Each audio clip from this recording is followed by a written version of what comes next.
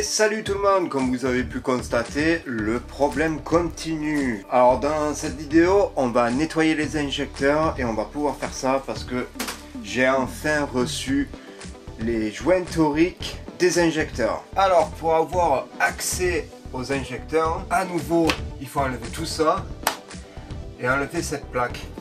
Et après on va pouvoir avoir accès au rail d'essence et je sais qu'il se débranche par derrière. C'est parti!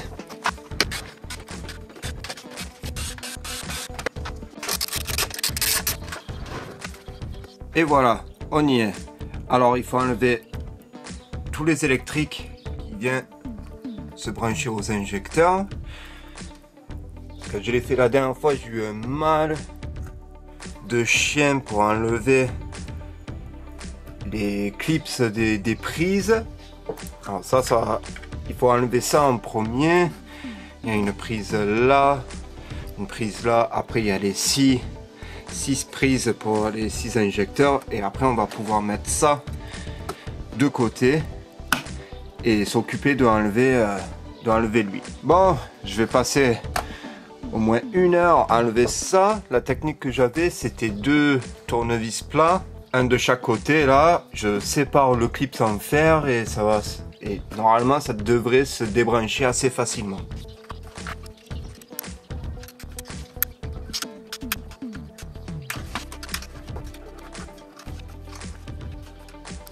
Voilà, comme vous pouvez voir, j'ai juste décalé les clips en fer là de chaque côté et ils commencent à s'enlever. J'ai fait pareil avec le deuxième. Voilà, ils sont sur le côté, mais faites très attention de ne pas les perdre parce que là s'ils tombent en bas, je vous dis pas la galère pour les retrouver, hein.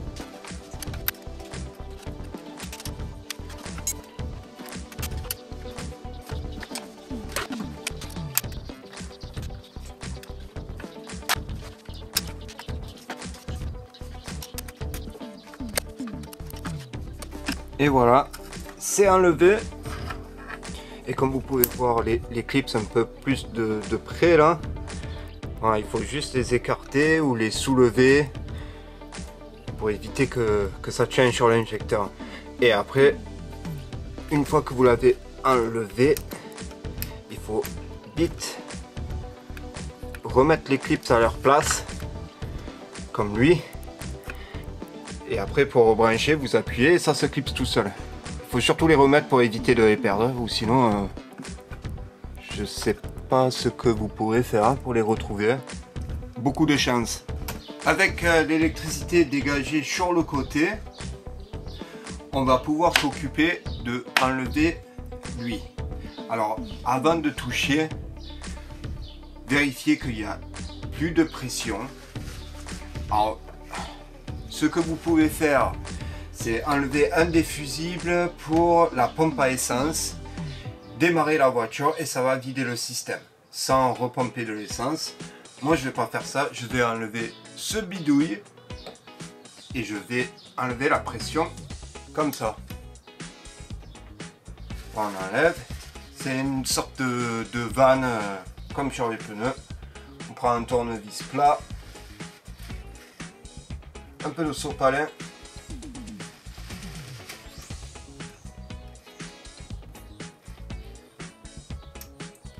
et juste on appuie pour vider le système. Et là quand j'appuie, il n'y a plus rien, plus de pression. Alors on est bon, on peut refermer et on peut faire la suite. Enlever lui. Alors je sais pas du tout comment ça marche. Ah, on dirait qu'il y a des clips autour. Ok, bon, ça a l'air d'être assez simple.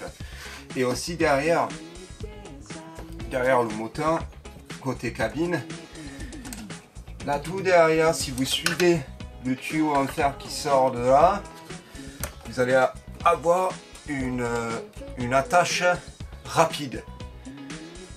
Alors, je me rappelle plus comment il faut faire pour le détacher. Il faut, c'est quoi, c'est tirer. C'est une sorte de clip, un peu comme les compresseurs d'air. Du coup, il faut tirer en arrière, je crois, Et là on peut retirer le tuyau en fer. Voilà, avec mon téléphone on voit un peu mieux, coincé derrière le moteur. Là ici c'est le tuyau en fer et ça c'est le clip rapide. Il me semble bien que le truc en bleu, il faut pousser en arrière et ça se détache. C'est assez compliqué pour le faire, on n'a pas beaucoup de place, mais c'est juste une détache rapide et après c'est pas un tuyau en fer, du coup il peut se replier sur le côté. Vous allez avoir quelques pertes d'essence, mais ça va être 4 gouttes vu qu'on a enlevé la pression. Alors je vais enlever ma montre pour faire ça, avoir un peu plus de place. Pour l'instant je vais le laisser. Alors mon plan d'attaque ça va être de enlever ces clips qui tiennent les injecteurs. Une fois que j'aurai enlevé les 6, je vais venir de ce côté et je vais enlever tous les boulons. Une fois que lui il va être dévissé, je vais pouvoir passer derrière pour le débrancher. Je pense que ça va être mieux. Après je vais pouvoir revenir pour enlever les injecteurs. J'ai jamais fait ça, alors je pense que comme ça, ça va le faire. Ne perdez pas les clips en fer, il y en a 6, normal, un pour chaque injecteur. J'ai un petit pot pour les mettre dedans. Et on va enlever tout ça. Et aussi, il faudra ne pas mélanger les injecteurs. Gardez le 1 pour le 1, le 2 pour le 2, et ainsi de suite. Bon, je vais enlever tous les clips et je vais déboulonner lui et je vais essayer de débrancher derrière. Waouh! Ah, il suffit de passer un tournevis et de tirer en arrière. Faites attention parce que ils sautent. Ils sautent les salauds.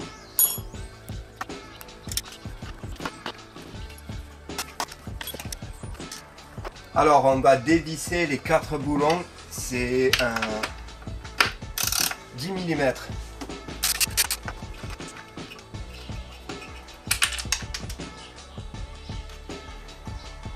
Ok, je l'ai trouvé. Ah, je casse tout. Faut juste que j'aille le repêcher avec un aimant. Alors il est tombé pile là. Je le vois.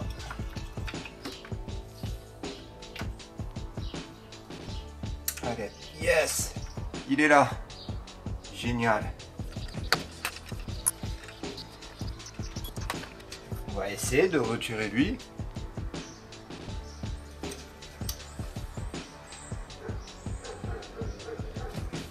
Wow.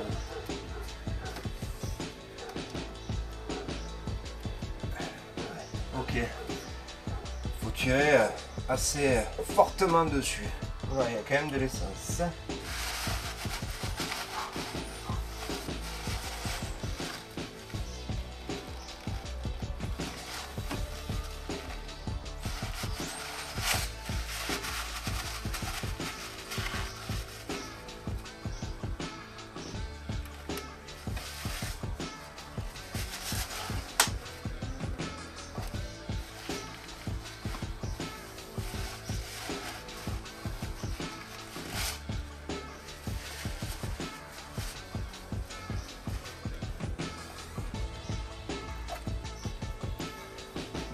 Ça sert un peu à rien.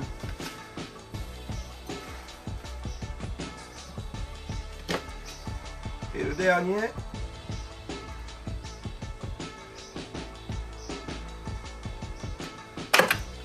Là, je pense pas que lui il faut le virer, on peut le laisser juste là comme ça. Comment on fait pour retirer? Normalement juste on tire dessus, je crois. Ouais. On tire dessus. Et on balance droite à gauche et là on y est. Et ben dis donc c'est sale hein. Voilà la crasse autour. Alors les joints toriques que j'ai montré au début, voilà. Il y en a un pour ici, juste là et un qui vient en haut. Alors c'est à l'intérieur qu'on veut nettoyer et on va regarder ça de suite ensemble. Alors voici mon petit setup pour nettoyer les injecteurs. j'ai une batterie pour justement activer l'injecteur. Là, c'est du nettoyage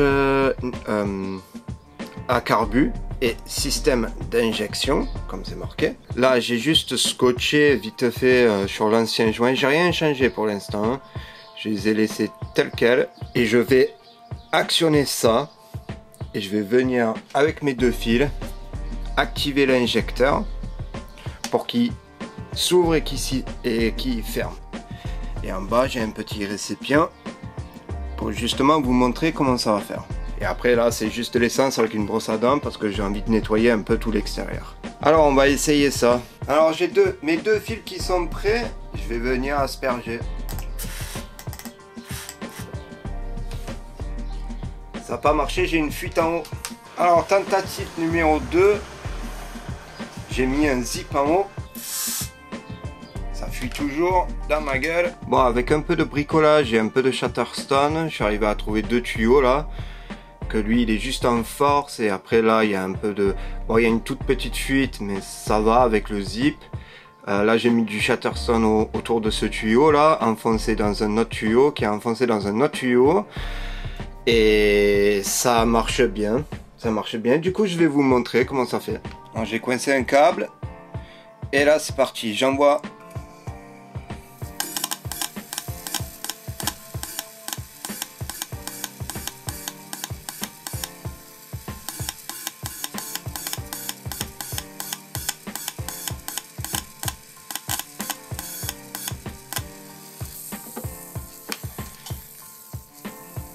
Super. On va juste vider.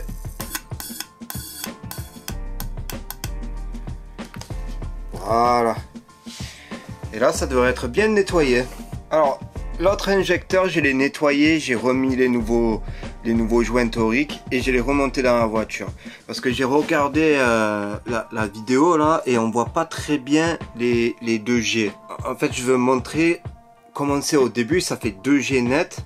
Et après, normalement, quand ça se nettoie, ça va plus vaporiser le produit. Et ça, on l'a pas très bien vu. Alors, j'ai retiré le deuxième et on va le faire ensemble. Et après, je vais vous montrer ce que j'ai fait avec le premier pour tout nettoyer, mettre les joints et le remettre dans la voiture. Et maintenant, je vais envoyer le produit, on va nettoyer.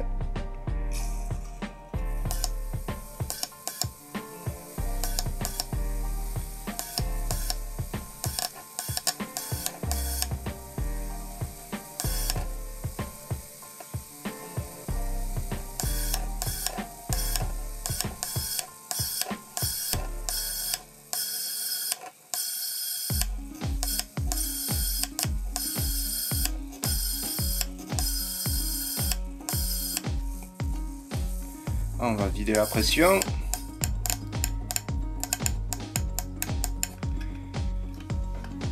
Et voilà, le deuxième est nettoyé. Après, pour nettoyer l'extérieur, je parle,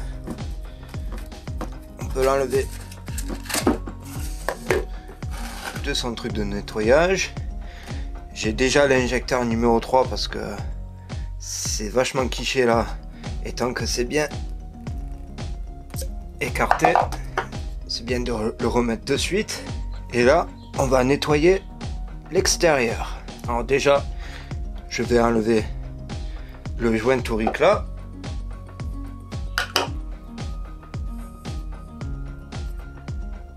Et après, on va prendre un peu d'essence, brosse à dents, et on va nettoyer l'extérieur. Après, on prend les joints toriques. BMW, ils étaient assez gentils de marquer joint du bas et joint du haut. On met le joint du bas et après on met le joint du haut. Et une fois que vous êtes prêt à réinstaller l'injecteur, sûrement votre moteur va être dans le même état que moi. En tout cas pour les autres, mettez du papier pour éviter qu'il y a de la saleté qui vient soit rentrer dans le mélangeur là, ou dans le haut de l'injecteur, pour ceux qui sont déjà réinstallés. Et aussi, je pense que vous allez avoir la même crasse que moi. Alors le mieux que j'ai trouvé, il faut éviter de trop pousser dedans. Le mieux que j'ai trouvé, c'est du dégrippant. J'en fous sur mon petit doigt. Et après je passe mon petit doigt dedans. Je fais le tour. Et j'enlève toute la saleté. Une fois que l'entrée est tout propre, vous êtes prêt à réinstaller l'injecteur. Alors, pour éviter que le joint torique d'en bas il morfle trop, je prends un peu de graisse de silicone en spray. Pareil, j'en mets juste un petit peu sur mon petit doigt.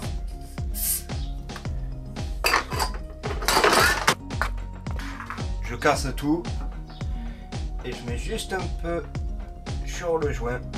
Et après, les connectiques, ils visent là-bas. Et là, pour le remettre, on appuie.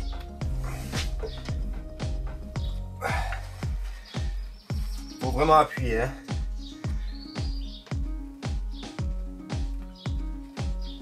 C'est pour ça que je mets un peu de silicone. Ouah.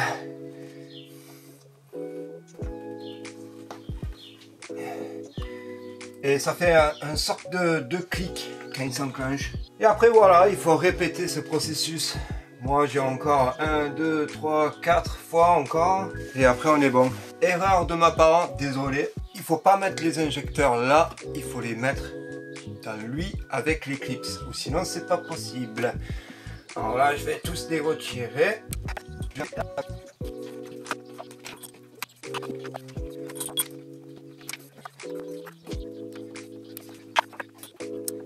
Et là, on peut les mettre.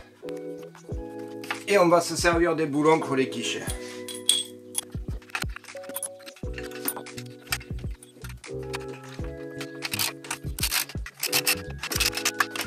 Avant de continuer à monter, je vais juste vérifier si on n'a pas de fuite sur ça.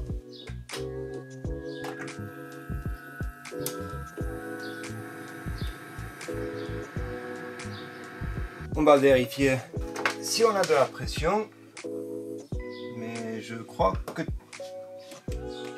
tout est bon. On va voir si on a quand même de l'essence ici.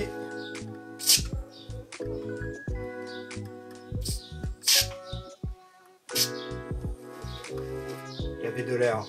Voilà.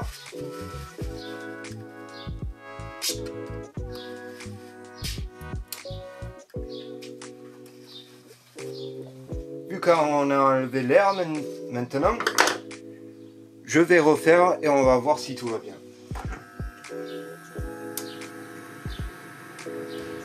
Je vois pas de fuite. On va revérifier la pression. Ouais. Ok, il y a de la pression et il n'y a pas de fuite. Bon, on va pouvoir remettre l'électricité. Oui, on va remettre ça et après on a deux clips en fer pour tenir les prises des sondes. On peut remettre ça et là c'est facile comme tout. On aligne et on appuie. Faut bien que les autres. Oh, j'ai un clip qui est pas bien. Voilà.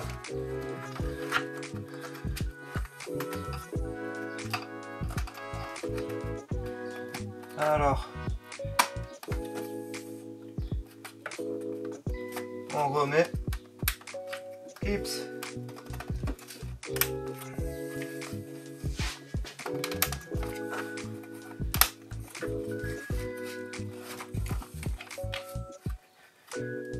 Vachement plus simple à remettre qu'à enlever. Faut pas oublier de brancher lui et lui.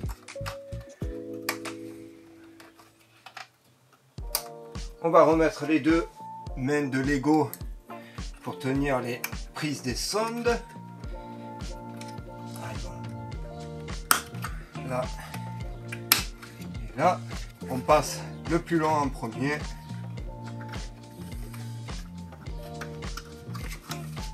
Vous allez comprendre pourquoi. et le plus court qui va venir bloquer tous les fils. Là on peut remettre le cache et après on peut remettre l'espèce de panier pour le filtre à pollen. Alors je vais faire ça et je vous reprends après pour le démarrage.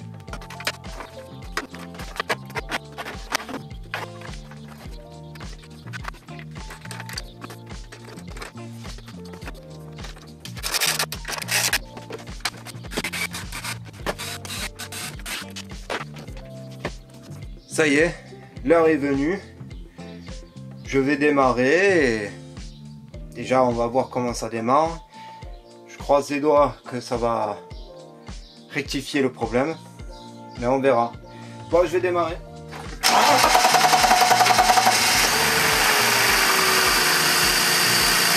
J'espère que là, ça a galéré juste parce qu'il y avait de l'air dans le système. Je vais réessayer de démarrer, on va voir. Alors, deuxième tentative, c'était un peu mieux, mais je suis pas convaincu. Et je sais pas. Alors, l'autre truc que ça peut être, c'est pompe à essence qui commence à fatiguer. Je sais pas exactement pour l'instant. Je vais rouler un peu comme ça et j'espère que ça va aller mieux. Pas convaincu, hein. On verra. On verra. Ben, si vous avez des idées, laissez des commentaires en bas. Vous inquiétez pas, je lis tout et généralement je réponds à tout. Si vous avez aimé cette vidéo, n'oubliez pas de vous abonner parce que je pense qu'il va y avoir une suite avec cette voiture.